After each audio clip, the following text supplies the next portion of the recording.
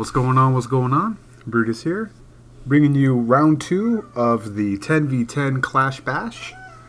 Let's take a look at the outcome. We were up against Kronos, who was a very good clan, and the outcome was 28-26. It's kind of funny. I shouldn't even say Kronos because, it could be made up of a lot of different players, but they are carrying that name. And I really don't know, so I just wanted to be respectful on that aspect. But they put up a great fight. It was a great war on this 10v10. The outcome, 93.9 percentage. You can see how close that was, and with the star differential, they came really close to 3-starring 10v10. So let's break down again 2-4-4. Let's take a look at what they did. They were able to double. Look at this one right here. 92%, 11 on 11, almost a 3. If you go down here to Robin Hood, 99%, almost a 3. That, my friends, right there would have brought it to 28%. And if you ask me, they would have won by percent. Just briefly looking at the percentages. So that's how close it came down to. Really good war. Of course, the 9s were cleared. We were able to force 1 dip right there. And then for us, 50%. Again, considering we had 57% over there. And then this was not a fresh 3, but we had a 3-star, 11 on 11, and then dip, and then our 10 on 10, which came really close, and that's what I want to show. And then, of course, only an 89%. So considering things like this one right here, maybe we would have edged it out. Maybe. No, I don't know. The math, it's not about the math. Great war to Kronos. Let's look at the recaps. We have Trickery. I believe this is Sir Savage is what I'm supposed to say. or Sir Savage is what I'm supposed to say. I believe. Has accounts in, I'm going to try to say this word because I've been practicing. It's not lewd like Quaaludes. It's leads. Liege tug. There we go. I'm going to keep trying to say it out loud, and you guys can tell me if I pronounced it correctly at a different time. Liege tug. There we go. That's it right there with the Liege tug. Okay, starting with the bowlers from the back. This was one of the last attacks of the war. He needed to clear it, I believe is what it was. We needed, I forget what it was. I just know that this was the last attack in, and I knew that he needed at least a double to secure that win. It was just really high pressure on this, and it actually didn't go quite according to plan. As you can see that all his bowlers are gone. The 3 jump, 2 rages, but it, going down here. All the bowlers are done. He's got nothing but a walk left. We'll go to ×2. And he's got a lot of things to go through. But because he's got the healers are going to stay behind the walk portion of this, the fact that these wall pieces are open actually helped him and able to get this 3 down because the queen had access to everything. Look, it's even hidden here. There's no wall piece right over here. It's a nice base builder design trick where they try to make you feel like there's a wall there given the height of an archer tower. But it's all open. So she had free access to everything. I personally believe if there were wall pieces there, maybe this wouldn't have been a 3. And it's no disrespect to Sir Savage. But man, this was nice. It was much needed. Good job. Nice 11-11-3. Let's back out of here. Let's go down to something that went down to the last few seconds. 2 minutes 56 seconds. Only now, that's how close this got. There was literally like 3 or 4 seconds left. We got minions on the outside, taking care of the trash ring and time. And then we got as well as a loon here to get some 1-for-1 trades on the mortar. But this dropped the healer down a little bit too soon. or too shallow, and almost loses one. Thank God was able to survive that because the archer tower was working on it. But he still has all the healers remaining, which is really important. You can see how close how close this got. Ends up losing another healer because of the air defense.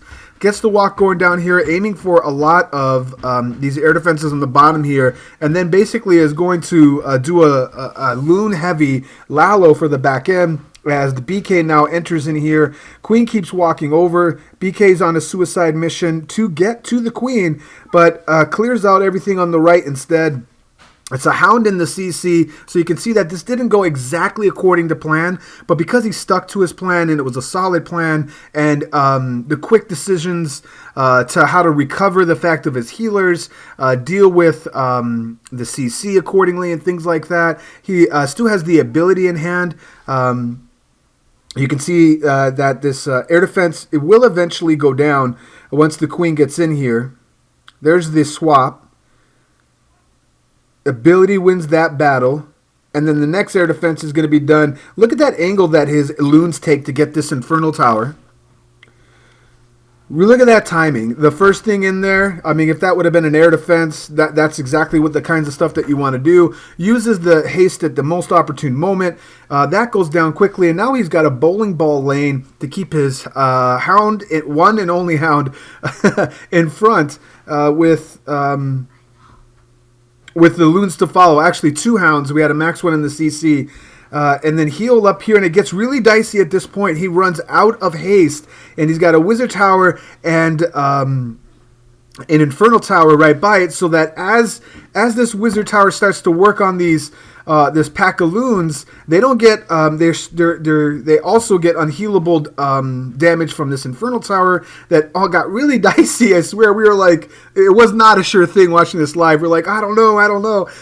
We were worried about time. But given that the queen, that's really the heroine of the story, she walked all the way back outside and went to the left and worked on the trash ring. Had she not have done that, I don't know if this would have pulled down to 3. It was really nice job. It really exciting. Right towards the last 10 minutes of the war. Nice job, man. Good job, Robin Hood. Let's go down to Filthy Unit. Nope. Was it Balo the Bear? Yeah, these last 2. The one Filthy Unit did... was, you know, it had a exposed queen and king, like literally all by themselves. It was a great way to bring it down with like a suicide royal, heal haste. I think he did a zap quake as well. But I wanted to show these 2 bases because for the 9s, only because they gave us the most problems. Almost had to force a dip. In fact, I was actually encouraging. Suggesting maybe I should use my second attack to scout a 10, and then that way, because I could fail, right? I wasn't 100% confident on my options, so I went to bed and kind of just put that out there. Wake up in the morning, what do you want me to do? You need to take down that 9 was the direction. And these 2 bases, I believe, needed 3 hits each, if I'm not mistaken, the 2 bases I'm about to show, and that's why I'm going to put them on for this portion. Bale of the Bear. The 2 attempts before this was a stoned baby dragon, go-bow baby dragon. Starting from the right side, there is a hound in the CC, and both attempts got 98, 99%. The hound not being securely anchored to the far right, or far left, off in the corner, really is what the issue was. You got Troll Tesla on the far left. One more drop, and that'll go down. There it goes. And then you can see the Troll Teslas at these sections right here on the far left. So I had a similar plan as well, where you actually come from the south and never aggro the CC so the hound never comes out. I did not tell Balo the Bear that, though.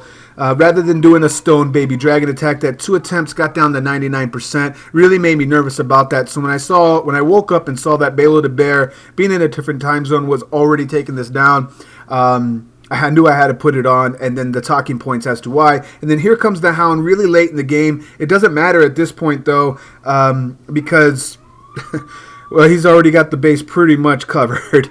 I mean, he doesn't want to pop the ability as well because you don't want to bust the Hound. If you do bust the Hound, then you got the lava pups that work on your loons. You know, you don't want to do any of that kind of stuff. We go to ×2, nothing but cleanup. Nice job, Balo the Bear. And at the last moment, but by then, you know, he wasn't fighting the clock, so it was okay that Hound busted. And then for the last replay, and then we'll call this a video, let's go down to this base was hit 3 times. The first 2 times, it was, not this one. This one. It was hit twice before, and there were hog attacks. And a really nice attack by Tiny Pickle as well, where he did a queen walk, shattered hobo. Again, just ran out of 99%. Not enough cleanup troops on the map and was fighting the clock. So, you know, I tried to look for something else that, and what I saw was the Grundinator attack. As long as I could break this ring here, and the reason why I enter the way that I do is I actually wanted to enter at this mortar, but I realized that if I did my walk portion of this attack, this opening, as you can see, I'm going to get 1, 2, 3, 4, about 5 different defenses on my walk alone and the CC. I saw way more value doing it this way and entering the way that I do, as opposed to entering on the mortar that I have highlighted. Plus, you're about to see some Teslas. It's okay. You're about to see some.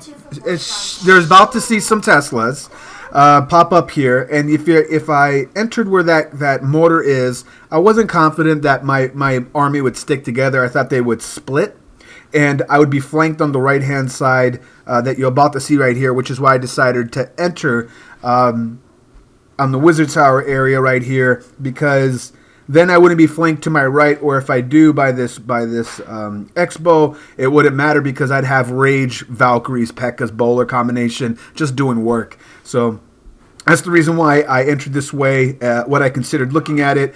Balo the Bear also did a shattered or stone hobo entering from this same section going down here, so I knew where the bombs were, only because I was cautious. I didn't want to lose bowlers too soon in this army. We'll go to ×2. It does go really fast.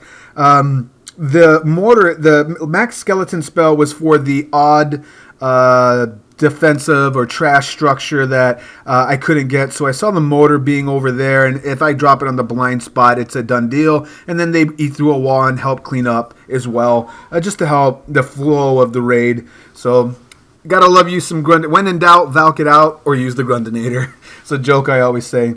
All right, so that'll do it for this recap. Next week is week 3. Shout out to Kronos, great war guys. Once again, it's Brutus reminding you, you got to be better than a double, and I will check you next time.